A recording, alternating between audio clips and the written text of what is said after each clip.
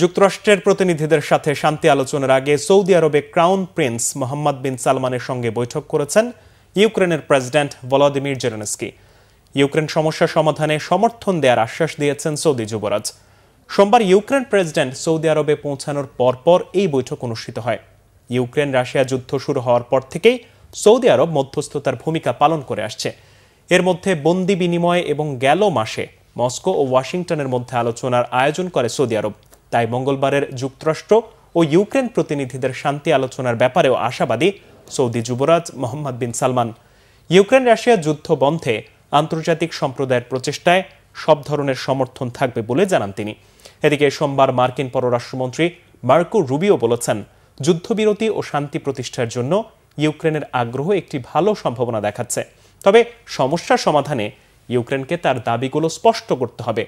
যুদ্ধ শেষ করার জন্য রাশিয়া ও ইউক্রেনকে কঠিন বাস্তবতা মেনে নেওয়ার জন্য প্রস্তুত থাকতে হবে।